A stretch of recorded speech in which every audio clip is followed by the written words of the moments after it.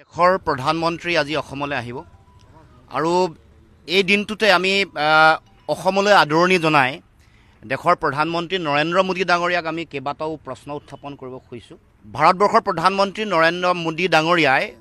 উত্তৰ পূৰ্বাঞ্চলক অষ্টলক্ষ্মী বুলি কৈছিল আৰু এ ফৰ আপেল নহয়, এ ফৰ আছাম বুলি কৈছিল। কিন্তু এই বুলি কোৱাৰ পাছতো তিনিবাৰৰ কাৰণে দেশৰ প্ৰধানমন্ত্ৰী হ'ল, কিন্তু আমাৰ অসমৰ যিবোৰ আশা আকাংক্ষা, মৌলিক সমস্যা, জাতীয় যিবোৰ প্ৰশ্ন, এইবোৰ সমাধান কৰিবৰ কাৰণে দেশৰ প্ৰধানমন্ত্ৰীয়ে কোনো ধৰণৰ ব্যৱস্থা গ্ৰহণ নকৰিলে। আজি অসমলৈ এটা বিশেষ দিনত আহিব খোজা দেশৰ প্ৰধানমন্ত্ৰীক আমি প্ৰশ্ন কৰিব খুজিছোঁ যে অসমত সোমাই থকা বিদেশী কেতিয়া চিনাক্তকৰণ কৰিব, কেতিয়া বহিষ্কৰণ কৰিব। দেশৰ উচ্চতম ন্যায়ালয়ে ভিত্তিবৰ্ষৰ অসম চুক্তিৰ ভিত্তিবৰ্ষৰ ওপৰত নিৰ্দেশনা দি কৈছিল যে ৭১ পিছত অহা যিসকল বিদেশী আছে তেওঁলোকক চিনাক্তকৰণো কৰিব লাগে, তেওঁলোকক বিতৰণ কৰিব লাগে, বহিষ্কৰণ কৰিব লাগে। এতিয়া দেশৰ প্ৰধানমন্ত্ৰীলৈ আমাৰ প্ৰশ্ন যে এই বিদেশীসকলক কেতিয়া চিনাক্তকৰণ কৰিব আৰু কেতিয়া তেওঁলোকে বহিষ্কৰণ কৰিব। ২০১৪ চনৰ নিৰ্বাচনৰ সময়ত, লোকসভা নিৰ্বাচনৰ সময়ত এটা সমাৱেশত দেশৰ প্ৰধানমন্ত্ৰীয়ে কৈছিল যে ১৬ মে'ৰ পিছত বিদেশী তালি টোপোলা বান্ধি অসমৰ পৰা যাব লাগিব। এতিয়া দেশৰ প্ৰধানমন্ত্ৰীলৈ আমাৰ প্ৰশ্ন যে অসমত থকা বিদেশীয়ে কেতিয়া তালি টোপোলা বান্ধিব। অসম চুক্তিৰ ৬ নম্বৰ দফা কেতিয়া কাৰ্যকৰী কৰিব। যিখন প্ৰতিবেদন ইতিমধ্যে উচ্চস্তৰীয় সমিতিয়ে প্ৰস্তুত কৰিছে, আমি দেশৰ প্ৰধানমন্ত্ৰীলৈ আমি প্ৰশ্ন কৰিব খুজিছোঁ, এই প্ৰতিবেদনখন তেওঁলোকে গ্ৰহণ কৰিলেনে, তেওঁলোকৰ হাতত পৰিছেনে। তেওঁলোকৰ কেন্দ্ৰীয় গৃহ মন্ত্ৰণালয়ৰ যিগৰাকী যুটীয়া সচিব, সেই সময়ৰ সমিতিখনৰ সদস্য সচিব সত্যেন্দ্ৰ গাৰ্গে কিয় এই প্ৰতিবেদনত স্বাক্ষৰ নকৰিলে, চহী কিয় নকৰিলে, দেশৰ প্ৰধানমন্ত্ৰীক আমি প্ৰশ্ন কৰিব খুজিছোঁ। কাৰণ দেশৰ গৃহমন্ত্ৰী অমিত শ্বাহে ৰাজ্যসভাৰ মজিয়াত ২০১৯ চনৰ ১১ ডিচেম্বৰত কৈছিলে যে প্ৰতিবেদনখন দিয়াৰ লগে লগে এসপ্তাহৰ ভিতৰত দাড়ি কমাসহ কাৰ্যকৰী কৰিবৰ কাৰণে তেওঁলোকে ব্যৱস্থা গ্ৰহণ কৰিব। এতিয়া আমাৰ প্ৰশ্ন যে দেশৰ প্ৰধানমন্ত্ৰীয়ে অসমক কেতিয়া সাংবিধানিক ৰক্ষা কৱচ দিব। কাৰণ সমিতিখনত এই ব্যৱস্থাসমূহ কৈছিল যে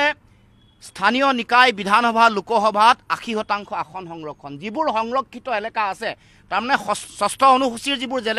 এলেকা যিবোৰ আছে বা যিবোৰ জনজাতীয় মানুহৰ কাৰণে সংৰক্ষিত আসনক বাদ দি ৮০% আসন সংৰক্ষণৰ কথা এই প্ৰতিবেদনত উল্লেখ কৰিছে। তাৰ উপৰিও কেন্দ্ৰীয় অৰ্ধকেন্দ্ৰীয় অসমৰ চৰকাৰী চাকৰি আৰু ৰাজহুৱা খণ্ডৰ উদ্যোগত ৮০% আসন সংৰক্ষণৰ কথা আছে, অসমৰ প্ৰাৰ্থীৰ কাৰণে আসন সংৰক্ষণৰ কথা আছে। তাৰ উপৰিও ব্যক্তিগত খণ্ড আৰু পাব্লিক প্ৰাইভেট পাৰ্টনাৰশ্বিপ মোডত থকা যিবোৰ চাকৰি বাকৰি, তাত ৭০%, তাত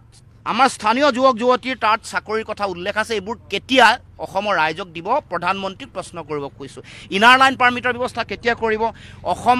অসমীয়া ভাষাক অগ্ৰাধিকাৰ ভিত্তিত চাকৰি নিযুক্তিৰ ইয়াত প্ৰতিশ্ৰুতি আছিল, এইবোৰ কেতিয়া পালন কৰিব, ভাৰতবৰ্ষৰ প্ৰধানমন্ত্ৰীক প্ৰশ্ন কৰিব খুজিছোঁ। বান গৰাখহনীয়া সমস্যাৰ স্থায়ী সমাধান কৰিম বুলি দেশৰ প্ৰধানমন্ত্ৰীয়ে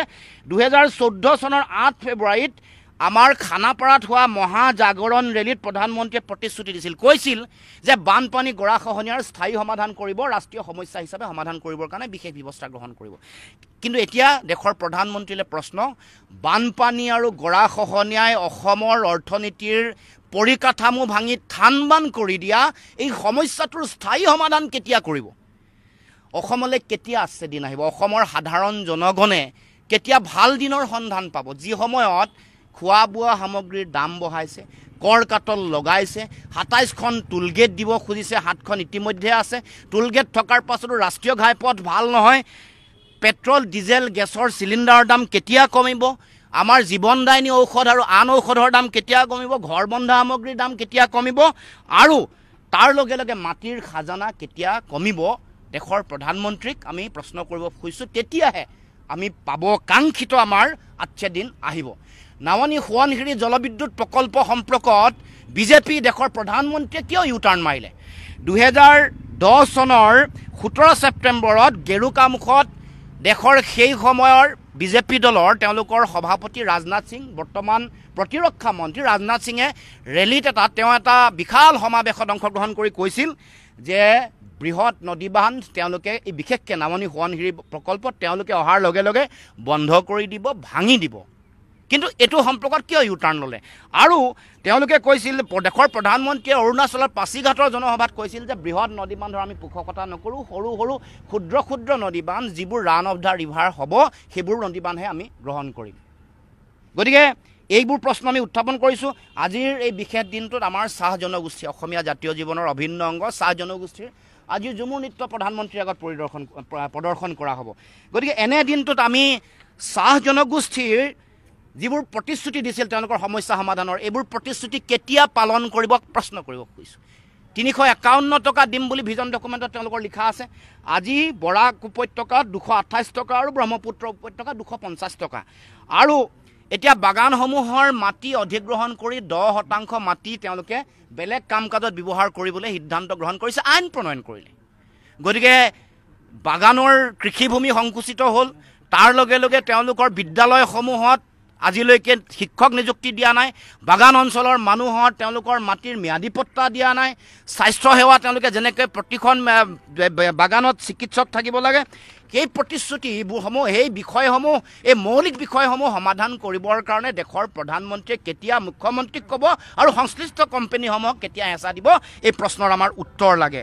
আমাৰ অবৈধ কয়লাৰ সিন্ডিকেট চলি আছে কয়লাৰ খননৰ সিন্ডিকেট চলি আছে গতিকে আপোনালোকে সকলোৱে জানে যে প্ৰাঞ্জল মৰাণ নামৰ এগৰাকী ব্যক্তি মৃত্যুমুখত পৰিলে উমৰাংচুত 10 গৰাকী মৰিলে বুলি চৰকাৰী সূত্ৰত কৈছে কিন্তু বেচৰকাৰী সূত্ৰত 26 গৰাকী মানুহ মৰিছে আৰু এতিয়া এই অবৈধ কয়লাৰ খননৰ ন্যায্যতা লৈ আমাৰ উচ্চ ন্যায়ালয়ে তেওঁলোকে স্বমত PIL তেওঁলোকে গ্ৰহণ কৰিছে তেনে প্ৰেক্ষাপটত এই কয়লাৰ খনন আৰু সিন্ডিকেটৰ লগত জড়িতসকলৰ বিৰুদ্ধে কেতিয়া দেশৰ প্ৰধানমন্ত্ৰীয়ে আইনগত ব্যৱস্থা ল'বৰ কাৰণে তেওঁ সিদ্ধান্ত দিব বা নিৰ্দেশনা দিব সেই প্ৰশ্ন আমি উত্থাপন কৰিব খুজিছোঁ দুৰ্নীতিমুক্ত অসম কেতিয়া অসমত প্ৰতিষ্ঠা হ'ব 15 লাখ টকা কেতিয়া একাউণ্টত জমা হ'ব কৃষকৰ আইন কেতিয়া দুগুণ হ'ব অসমৰ বিশেষ ৰাজ্যৰ মৰ্যাদা কৰ্তন কৰি দিয়া হ'ল 90:10% আছিলে এইটো কেতিয়া অসমক ঘূৰাই দিব এই প্ৰশ্ন আমি উত্থাপন কৰিব খুজিছোঁ তাৰ উপৰিও আমি অসমত 7খন টুলগেটৰ ঠাইতে 27খন দিব খুজিছে এই টুলগেটসমূহৰ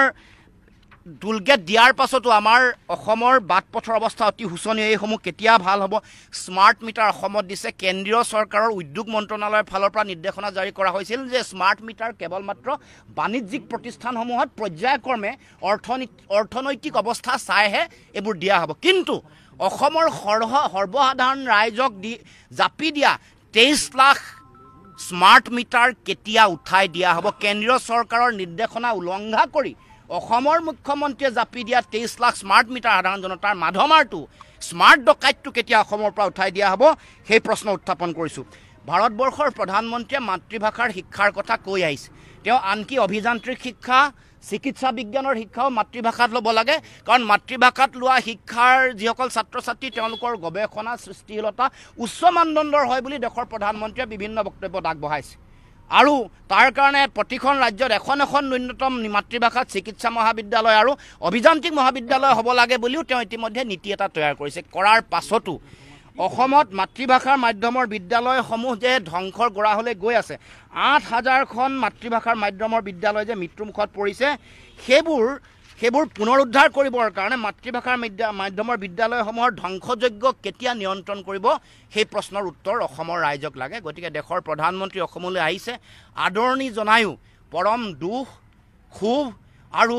আমি ব্যথাৰে নিজকে দেশৰ আটাইতকৈ শক্তিশালী প্ৰধানমন্ত্ৰী বুলি কোৱা জাহিৰ কৰা প্ৰধানমন্ত্ৰী ডাঙৰীয়াৰ এই জাতীয় মৌলিক প্ৰশ্নসমূহ উত্থাপন কৰি ইয়াৰ উত্তৰ আমি বিনয়েৰে বিচাৰিছোঁ আৰু যদি তেওঁ অসমলৈ আহি এই মৌলিক প্ৰশ্নসমূহৰ যদি উত্তৰ নিদিয়ে তেতিয়া ভাবিম যে আচলতে